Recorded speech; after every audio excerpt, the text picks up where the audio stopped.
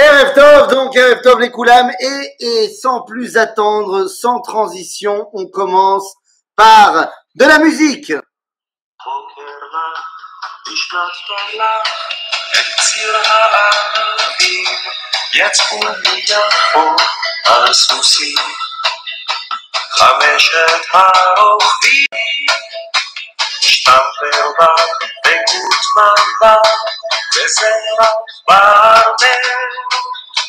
ויואל מוישה סלומון עם חרב האבנר.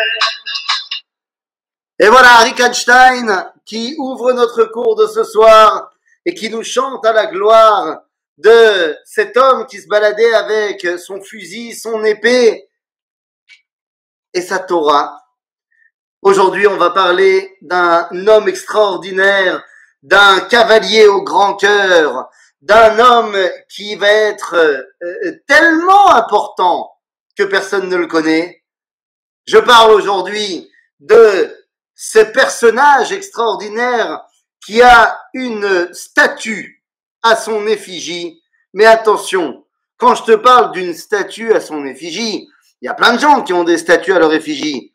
Mais on n'a pas souvent de gens qui ont une statue.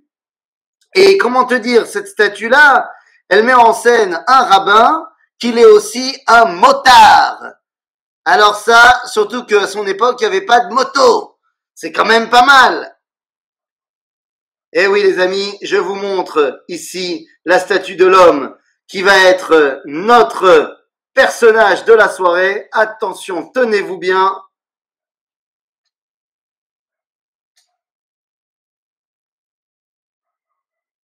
Et voilà. Wow. Aujourd'hui, nous parlons. Alors, je te montre la photo de la statue du côté avec les fameuses ailes. C'est un cours sur les Harley Davidson. Exactement. Exactement, les amis, sans plus attendre, aujourd'hui, nous parlons de Rabbi Yoel Moshe Salomon. Rabbi Yoel Moshe Salomon.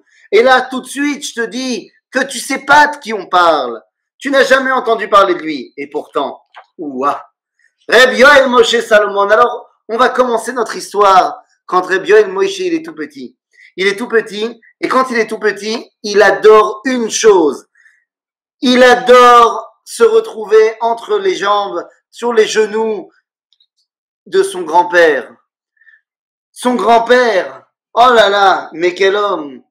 Reb Shloime Zalman Tzoref. Rabbi Shlomo Zalman Tzoref, Rabotai. Mais c'est qui ces noms-là? Est-ce que ces noms doivent nous évoquer des choses? Eh bien oui. Rabbi Shlomo Zalman Tzoref, il fait partie des élèves du Gaon de Vilna, de ces fameux élèves qui arrivent en Israël. Il arrive en Israël, et Reb Shloime Zalman Tzoref, tout son périple pour arriver en Israël, il le raconte à son petit-fils, Rabbi Yoel Moshe. Rabbi Yoel Moshe Salomon, vous allez me dire pourquoi ils n'ont pas le même nom? 2 secondes, ça va venir. En tout cas, il adore le petit Yoel Moshe, écouter les histoires de papy. Et il a surtout une histoire qu'il adore plus que toutes les autres. Il adore cette histoire-là parce que il sait que ça n'arrivera plus dans l'histoire du peuple juif. Imaginez, est-ce que on connaît des juifs séfarades qui s'habillent comme des ashkénazes? Ah bah oui. Eh oui, ça on connaît.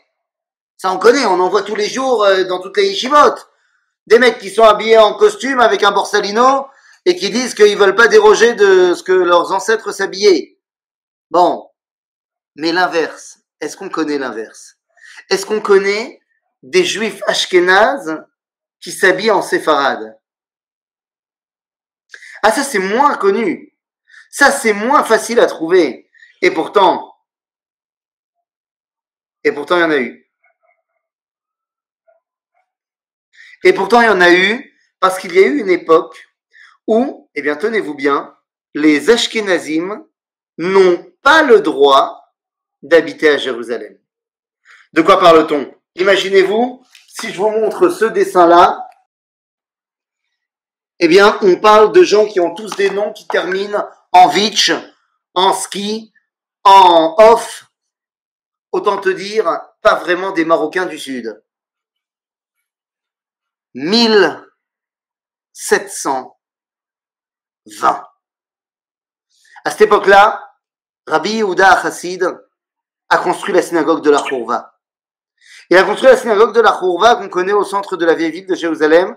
Il a emprunté de l'argent aux Arabes, mais le problème, eh bien, c'est que les Arabes, ils ont dit, ok, on a prêté de l'argent, mais on veut récupérer. J'ai dit 1720, c'est 1700 autant pour moi.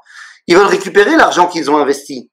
Et le problème, c'est que juste après l'inauguration de la synagogue de la Chourva, eh bien, Rabbi Yehuda HaChassid meurt.